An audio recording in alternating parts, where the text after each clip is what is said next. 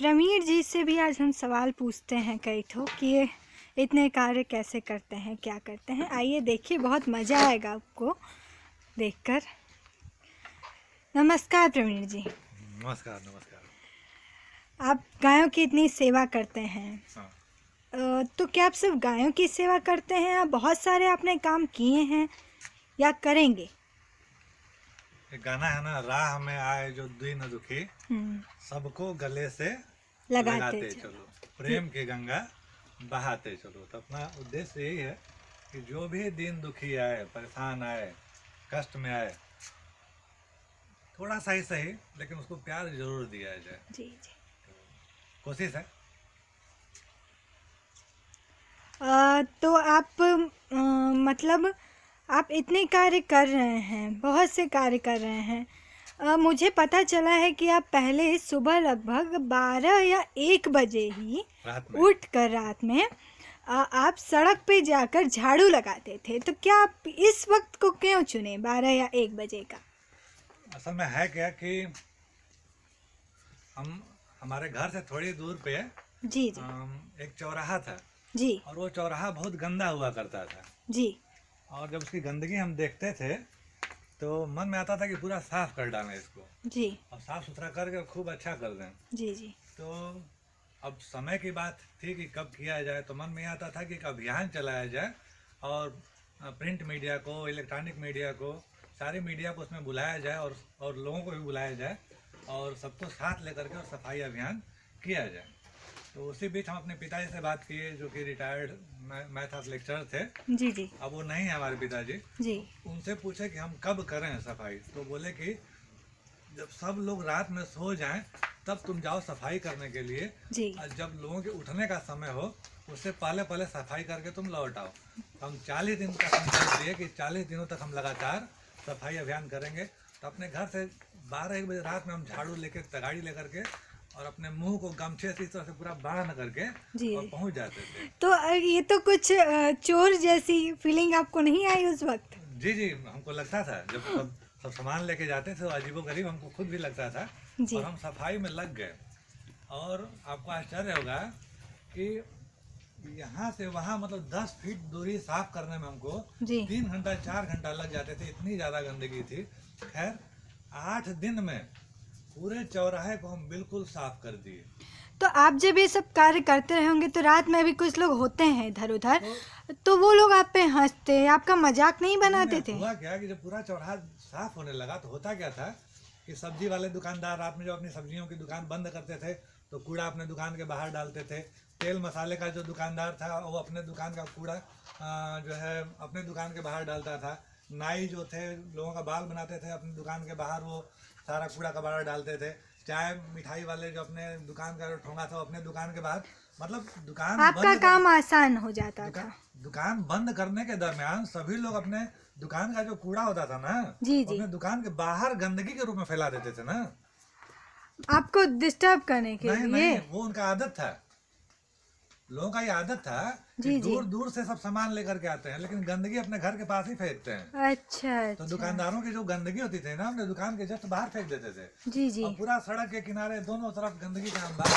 और जब साफ कर दिया 8 दिनों में, जी जी जी जी, बोलिए बोलिए। तो जब साफ कर दिया 8 दिनों में हम पूरी गंदगी, तो लोग सोचने लगते थे कि कैसे हो रहा है, कब हो रहा है। तो कुछ लोग जो है रखवाली करने लगे कि आखिर साफ हो कब रहा है। तो 3-4 लोग वो आते थे और हमको ऐसे झांक झांक के देखते थे कि हम कौन है। हम सफाई करते थे तो झांक झांक के लोग देखते थे कि कौन है, कौन आदमी है, क्या कर रहा है, क्यों कर रहा है, क्या इसका। तो कोई लोग हमको पागल समझते थे, कोई कुछ डिस्टर्ब समझता था, अनेक तरह की चीज़ें सोचते थे। खैर 40 दिनों के अंदर अंदर पूरा चौराहा बिल्कुल साफ हो गया और दैव योग से उस चौराहे का सुंदरीकरण भी हो गया। गवर्नमेंट भी उसमें अपना खर्चा की, पैसा लगाई और अब वो चौराहा बिल्कुल साफ सुथरा और सुंदर है तब से। और लोग सहयोगी बन गए और कई लोग हमसे रात में ही आते थे और कोई हमको सफाई कर्मी समझता था। कुछ एक महिला है दूर से, जी जी, वो बोलती थी कि तुम रोज आते हो और इधर सफाई करके चले जाते हो, उधर कौन सफाई करेगा। हम बोलते थे कि माता जी चलिए हम आ जाएंगे, कल आ जाएंगे। और उनके भी घर, तो लोग तो जानते थे सफाई कर्मी। फिर लोग आपस में बात करते थे कि बड़ा ईमानदार सफाई कर्मी है ये तो। रात में भी काम कर रहा है। कितना मन से काम कर रहा है अपनी जिम्मेदारियों को। काश सारे सफाई कर्मी ऐसे हो जाते तो हमारा देश, हमारा नगर कितना सुंदर हो जाता है। खैर, तो वो जगह साफ हो गई, बाद में लोग जान गए। आप पेड़ लगाते हैं तो आप पेड़ लगाने के लिए गड्ढा खोदते हैं। गड्ढा खोदते हैं, शायद गड्ढा खोदने में बहुत ही अधिक मेहनत लगती है। गड्ढा खोदते वक्त हाथ के पुर्जे दर्द होने लगते हैं पूरे। जब पौधे लगाते हैं पूरे हाथ में हमारे छाले पड़ जाते हैं। तो आपको इन सब कार्य करने में मज़ा आता है? आप देश को बदलने के लिए, लोगों की सोच बदलने के लिए करते हैं, या फिर आप ये सब काम इसी तरह करते हैं? नहीं, हमें लगता है कि हर इंसान को जी अपनी जो जिम्मेदारी है वो निभाना चाहिए। हम कुछ विशेष नहीं करते हैं। जी हम वही करते हैं जो एक इंसान को करना चाहिए। बाकी लोग क्या है कि करते नहीं। जी। तो बाकी लोग नहीं करते हैं, इसलिए लोगों को देख ये लगता है हमको कि हम बहुत ज़्यादा कर रहे हैं, और जबकि हम सिर्फ कर रहे हैं जो हमारी जिम्मेदारियां हैं, भगवान हमको जिस लिए पैदा किए हैं, जो हमको ड्यूटी मिली है, जो हमको दायित्व मिली है ईश्वरीय, है ना, जो हमारा शरीर है, तो हम सिर्फ करते हैं। कई लोग मुझसे बता रहे थे, या फिर उनके दिमाग में ये सब चीज़ें सोचते भी होंगे कि आप लोगों से पैसा लेके ज़रूरत काम नहीं करते हैं। हम आपका प्रश्न समझे नहीं, फिर से एक बार। मतलब कोई भी कुछ काम करता है तो लोग अच्छी चीज़ के साथ गलत चीज़ भी सोचते हैं। हाँ। ये बात ठीक है। जैसे प्रधानमंत्री मोदी भी हैं तो उनको भी कुछ लोग अच्छा सोचते हैं तो कुछ गलत भी सोचते हैं।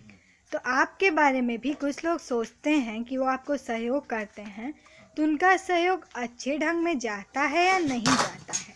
जितने भी लोग सहयोग करते हैं, जी, जो भी हमारे सहयोगी हैं, और सहयोगी कई तरह के हैं।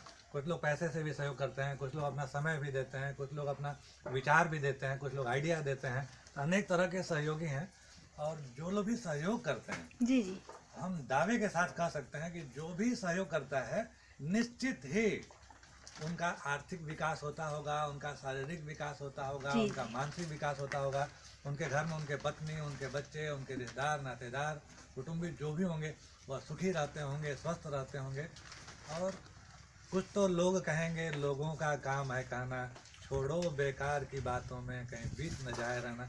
जो हमारी ड्यूटी हम वो करें, हम अपने अंदर से ईमानदार रहें, दीपक की तरह प्रकाश फैलाते रहें। हवा का तो काम है, झोंका के रूप में वो बहेगा, और हमको संघर्ष करना है और जलना है। आप जो भी काम करते हैं आपको इसकी प्रेरणा कहाँ से मिलती है? आप बहुत सारे काम करते हैं, यहाँ पे ही देखिए आपने यहाँ की एक एक दीवार खुद के बल पे खड़ा की है, यानी कि खुद से आपने गड्ढा खोदा, खुद से आपने हर चीज़ की है। गायों को भी खुद से लाया, कहीं कहीं से खोजा, गाय जो कष्ट में थी। तो आप इन सब काम करने की प्रेरणा आपको कहाँ से मिली? प्रेरणा हमारे गुरुजी हैं, प्रेरणा हमारे मम्मी पापा हैं, प्रेरणा हमारे भाई बहन हैं, प्रेरणा हमारे बच्चे हैं, प्रेरणा हमारे दोस्त मित्र हैं। जितने भी लोग हमसे जुड़े हुए हैं वह सब लोग हमको समझाते रहते हैं, बताते रहते हैं। अनेक मित्र हैं हमारे, सौरभ दुबे जी हैं, और आदित्य शर्मा जी हैं, और आपके देवेश जी हैं, अजय रमोला जी हैं, अनेक लोग हैं, बहुत लोगों का नाम है, लंबा लिस्ट है। विवेक दुबे जी हैं, और आपका जो है अनेक लोग हैं। मौके पे नाम लेने लगे तो एक लंबी लिस्ट बनेगी। तो सारे लोग हमें प्रेरित करते रहते हैं, और उनकी प्रेरणा की वजह से, उनके सहयोग की वजह से हम कुछ कर पा रहे हैं। आपकी जैसे लोग कुछ मदद करते हैं तो ऐसे ही लोग होंगे जो आपका विरोध करते होंगे। आप जो ये गौशाला बनाए हैं, आपको ये भी बनाने में हो सकता है कई कठिनाइयाँ आई हैं। आज तक के जीवन में, अभी तक के जीवन में कोई हमारा विरोधी नहीं बना, इसीलिए हमारे काम का नाम है सबका सहयोग। बहुत अच्छा लगा आपसे ये जानकर कि आप इतना बड़ा कार्य कर रहे हैं, आपके मन में थोड़ा भी झिझक नहीं है, आप रात में भी निकल जाते हैं। शायद गांधी जी के बाद आप ही होंगे ऐसे जो ये सब काम करने में संकोच है, संकोच नहीं है आपके मन में। और यही मेरी कामना रहेगी, या फिर सबकी कामना यही है कि आप आगे भी चलकर गायों की, जानवरों की, दुखी लोगों की हमेशा सेवा करें, अपना जीवन इसी में दें, और आप भी हमेशा खुश, सुखी और स्वस्थ रहें। धन्यवाद, धन्यवाद।